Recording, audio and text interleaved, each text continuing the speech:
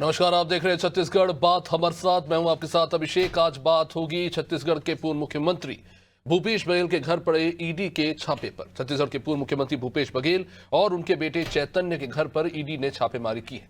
उनके भिलाई स्थित घर पर गाड़ियों में टीम पहुंची, दस्तावेज खंगाले गए। वही चैतन्य बघेल से जुड़े कई ठिकानों पर भी कुछ 14 ठिकानों पर छापेमारी हुई है। ईडी के मुताबिक शराब घोटाला मामले में कार्रवाई की गई। ईडी का आरोप है कि 2100 करोड़ के शराब घोटाले में चैतन्य बघेल को भी लाभ पहुंचाया गया। चैतन्य के करीबी और सहयोगी लक्ष्मी नारायण बंसल और पप्पू बंसल के ठिकानों पर भी कार्रवाई की गई है।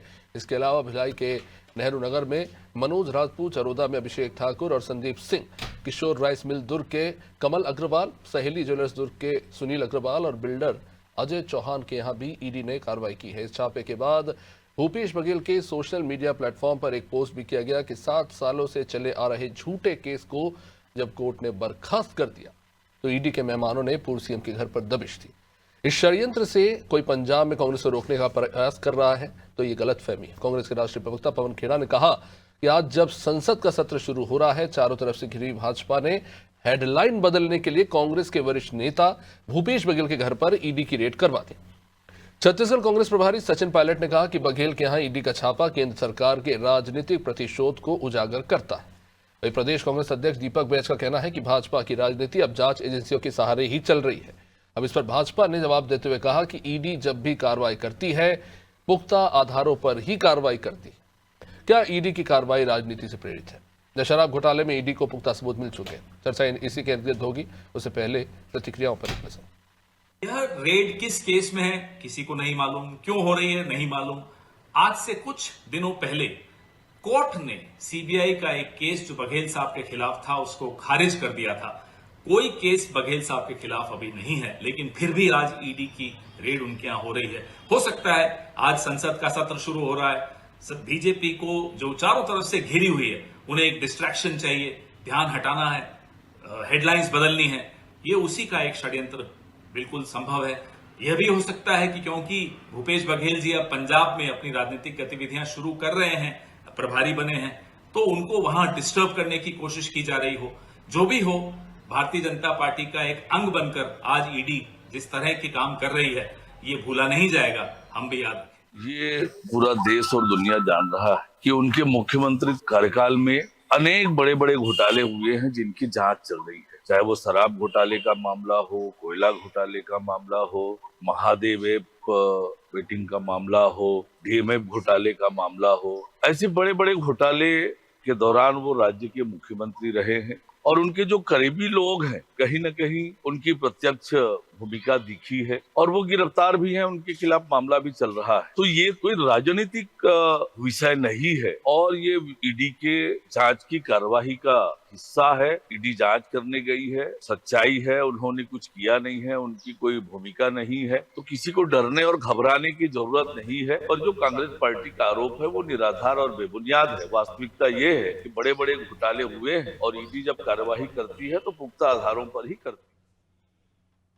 तो बीजेपी को अटूट विश्वास है कि ईडी की कार्रवाई जो है वो पुख्ता आधार पर ही की जा रही है। वही कांग्रेस सीधे तौर पर एक बार फिर से आरोप लगा रही है कि ईडी जो है वो बीजेपी के इशारे पर काम कर रही है। खैर, आगे बढ़ेंगे, जानने की कोशिश करेंगे कि वो कौन से तर्क हैं ईडी के इस छापे को लेकर। क्या जो छापा पड़ा है वो शराब घोटाले को लेकर ही है और भी कोई मामला हो सकता है? खैर, समझेंगे। वासु शर्मा हमारे साथ बीजेपी से जुड़ रहे हैं, शिल्पा दिवांगन कांग्रेस से, कौशल सिरमेर वरिष्ठ पत्रकार हमारे साथ जुड़ चुके हैं। बहुत बहुत स्वागत आप सभी का। सबसे पहले शिल्पा जी, आप ही के पास आना चाहूंगा। दिन भर से आपके कार्यकर्ता भूपेश बघेल के निवास पर प्रदर्शन कर रहे हैं। छत्तीसगढ़ में जगह जगह इस बात को लेकर सवाल उठाए जा रहे हैं कि ये जो रेड ईडी की पड़ी है वो राजनीतिक विद्वेष के चलते जो है की गई कार्रवाई है। क्यों इसे सच माना जाए? क्योंकि इससे पहले हम देख चुके हैं कि सिलसिलेवार कार्रवाई हुई है। कवासी लक्ष्मण जी की गिरफ्तारी हुई है, हालांकि दीपक बैज के यहाँ भी कुछ निगरानी हो रही थी, और अब भूपेश बघेल जी के निवास के यहाँ तो सिर्फ अभी जांच ही हुई है। तो इस तरह की छटपटाहट क्यों है? जी नमस्कार। देखिए, अभी कुछ सालों से आपने भी देखा है कि ईडी का कार्य करने का, ईडी का जो एक संवैधानिक संस्था है, परंतु उनकी जो कार्यशैली अभी कुछ सालों से नजर आई है, उनका जो पैटर्न नजर आया है, ऐसा पैटर्न जो सिर्फ विपक्ष के नेताओं को के ऊपर ही कार्य करने का, झूठ और षड्यंत्र जिस प्रकार से भारतीय जनता पार्टी करती है उसका जो पैटर्न नजर आया है वो ईडी की कार्रवाई में अभी कुछ सालों से नजर आ रहा है। इसके दो मुख्य कारण मुझे जो नजर आता है वो इस प्रकार है कि सबसे पहले तो भारतीय जनता पार्टी अप्रत्यक्ष रूप से संवैधानिक संस्थाओं का दुरुपयोग करके दबावपूर्ण राजनीति विपक्ष के नेताओं पर करना चाहती है। कांग्रेस के शीर्ष नेतृत्व को जिस प्रकार से डराने और धमकाने का कार्य कर रही है, कहीं ना कहीं भारतीय जनता पार्टी की जो कमजोरी है वो नजर आती है।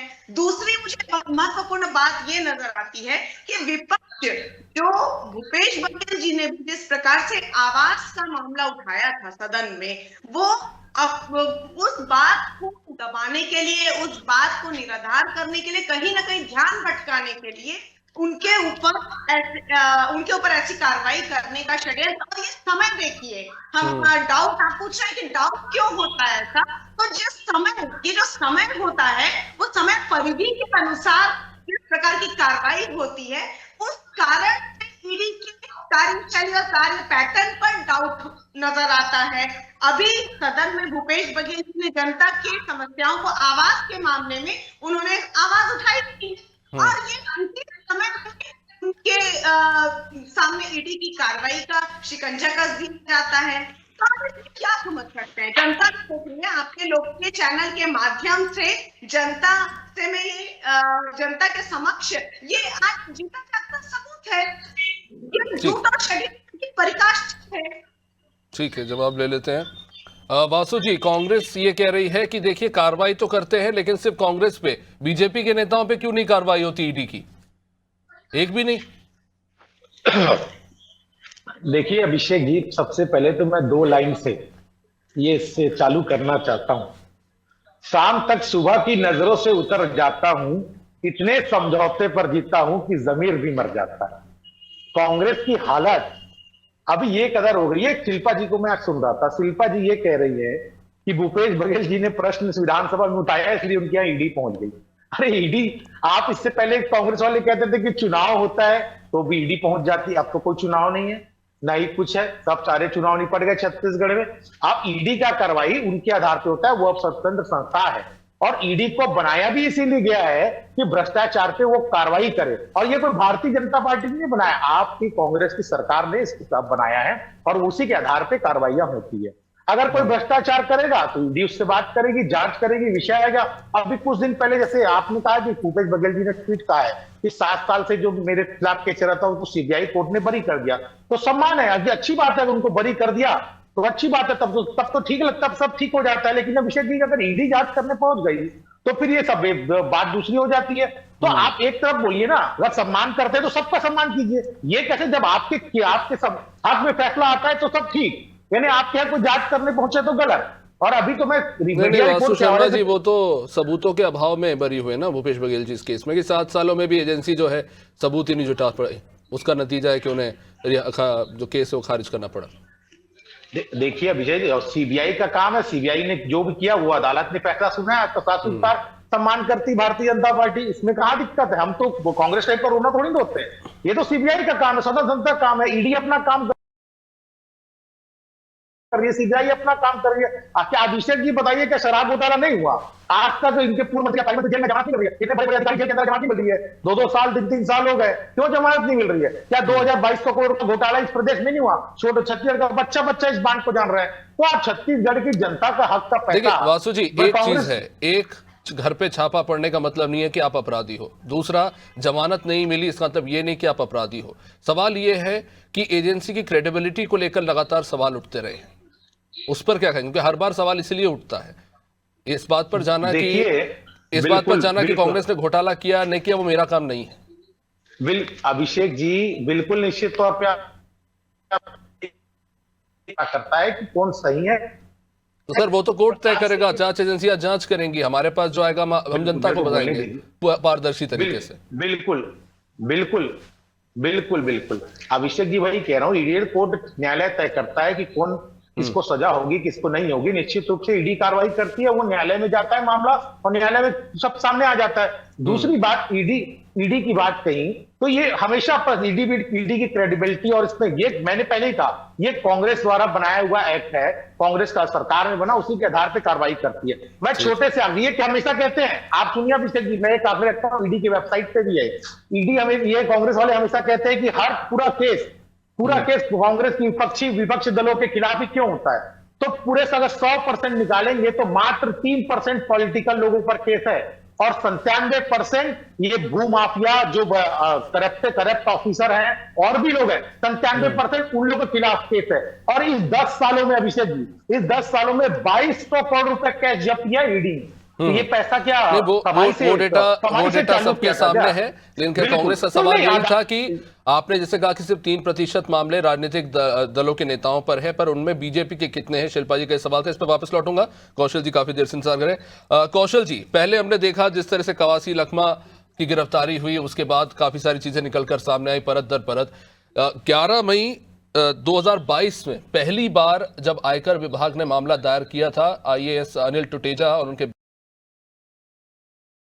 बेटे के खिलाफ, तब से यह मामला निकलकर सामने आया और जांच होते होते मामला 2025 तक आ गया। आखिरकार भूपेश बघेल पर जांच एजेंसियां पहुंची, क्या कहेंगे इसको लेकर? क्या यह भी माना जाए कि पहले मुख्यमंत्री थे तो उन पर कार्रवाई करने के लिए बहुत सॉलिड और स्ट्रांग केस और आपके पास फैक्ट्स होने चाहिए, तभी आप कर सकते हो? अब वो पूर्व मुख्यमंत्री हो गए हैं तो शायद कार्रवाई करना आसान हो गया। 3 साल लगे भूपेश बघेल के घर पे छापा मारने में।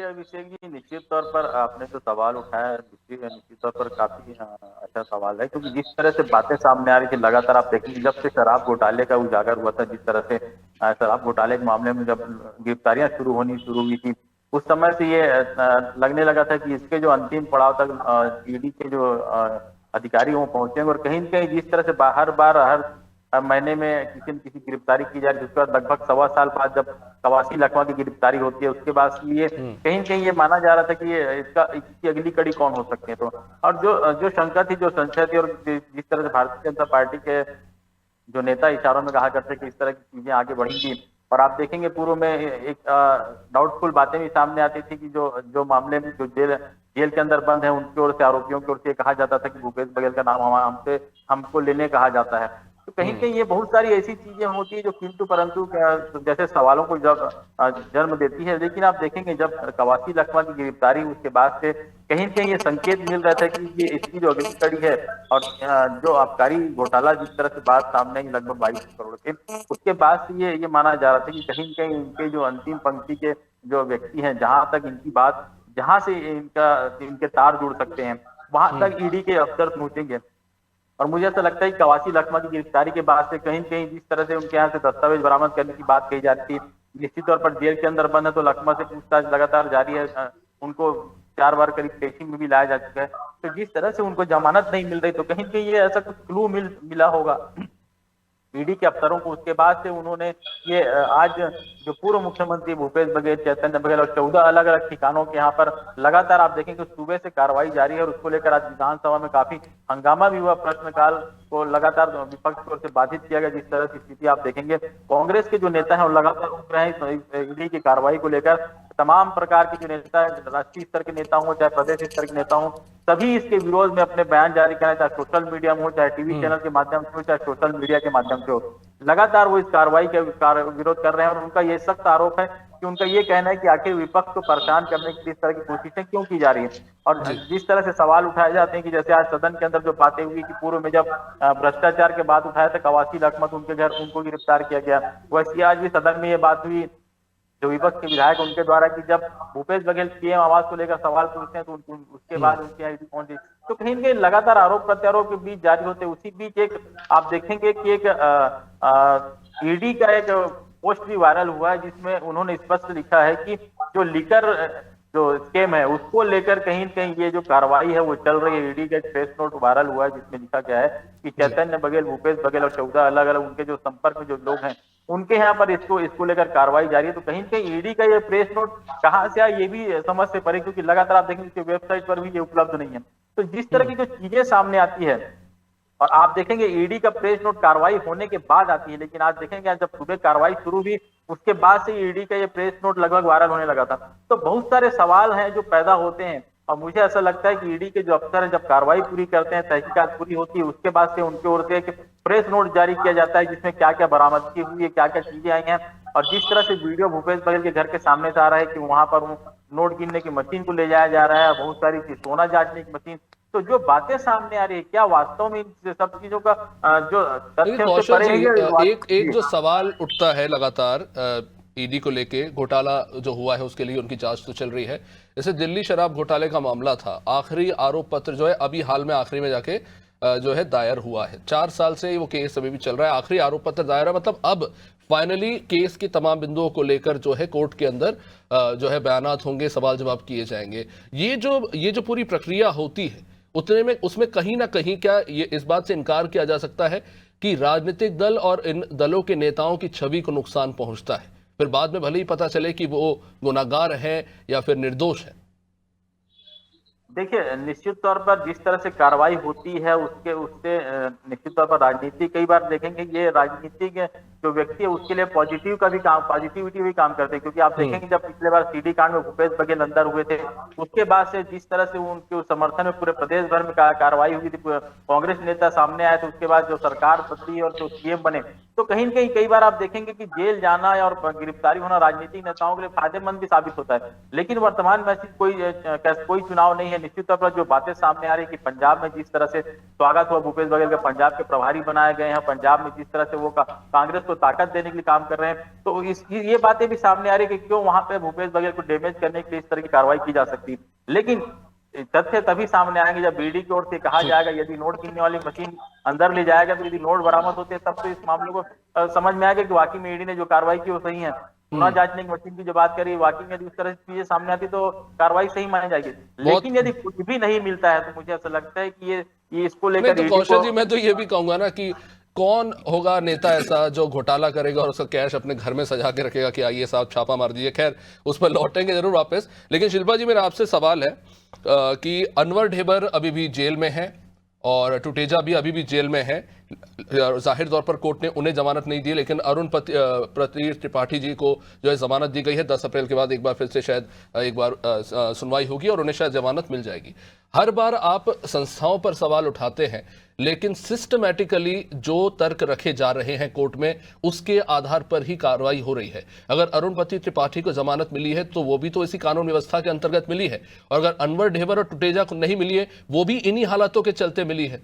तो जाहिर तौर पर कोर्ट ने कुछ तो कंसीडर किया हो कि बहुत सीरियस घोटाला है जिस पर इफेक्ट पड़ सकता है, इसलिए इन दोनों को नहीं छोड़ सकते, लेकिन अरुण प्रतीश त्रिपाठी को छोड़ सकते हैं, वो भी 10 अप्रैल के बाद, क्योंकि अभी भी आरोप पत्र दायर हो रहे हैं ईडी के।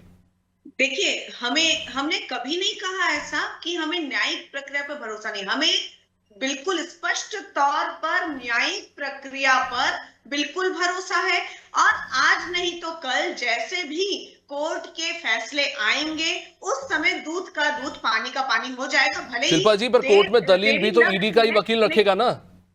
एक समय के बाद न्यायिक प्रक्रिया, हमें भरोसा है, पूरा भरोसा जताते हैं। मेरे भाई ने एक बात कही थी कि ईडी को बनाया गया है भ्रष्टाचार पर कार्रवाई करने के लिए। बिल्कुल ठीक बात है।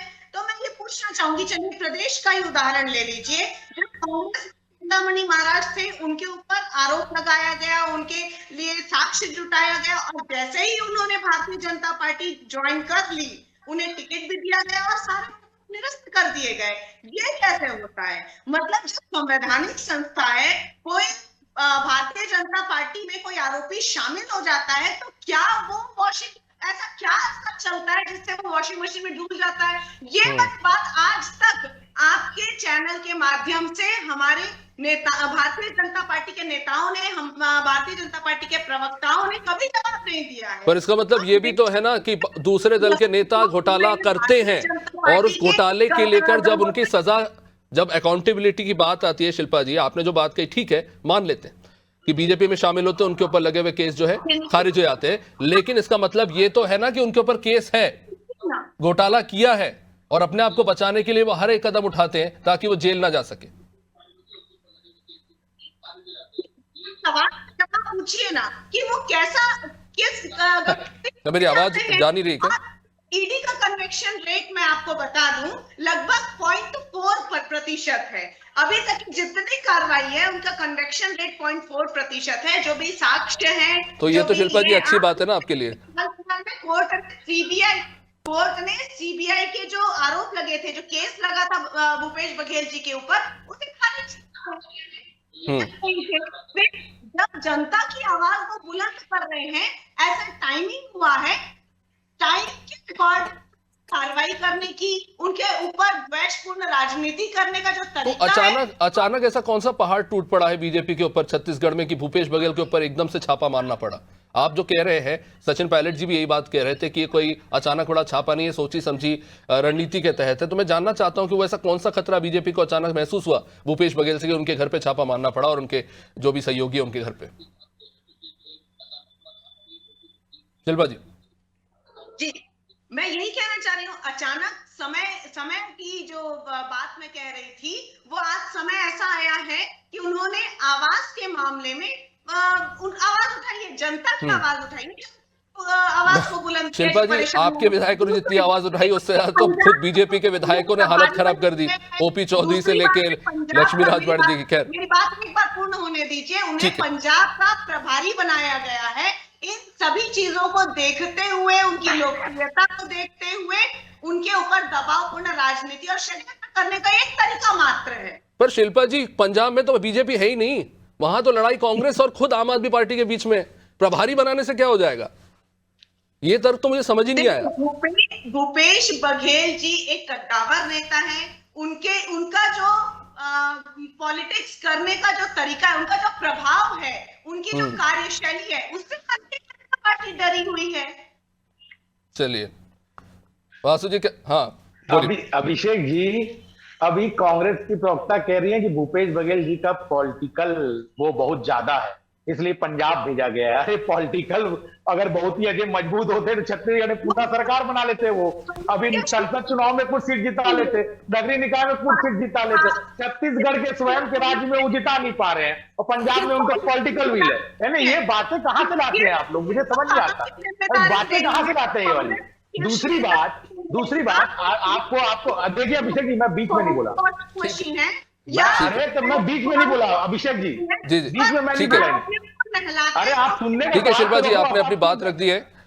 चलिए, अब समय भी इजाजत नहीं दे रहा है। बहुत बहुत शुक्रिया आप सभी का इस चर्चा में जुड़ने के लिए। कुछ भी क्लियर नहीं है। जांच जो हो रही है, उनको लेके जो आंकड़े प्रस्तुत किया जा रहे हैं, उसको लेके जो कारण दिए जा रहे हैं, तरह तरह के तर्क निकलकर सामने आ रहे हैं। लेकिन इन सब के बीच में एक सच्चाई ये है कि ईडी का छापा जो है वो पड़ा है और कई बड़े बड़े लोगों के घर पे इस वक्त कार्रवाई चल रही है और इस कार्रवाई से क्या नतीजा निकलकर सामने आता है, खैर वो तो आने वाले समय में ही स्पष्ट हो पाएगा। फिलहाल तो जो है अलग अलग तर्क दिए जा रहे हैं और अफवाहों का बाजार जो है काफी गर्म चल रहा है। देखते रहिए नाज़ टीवी। नमस्कार।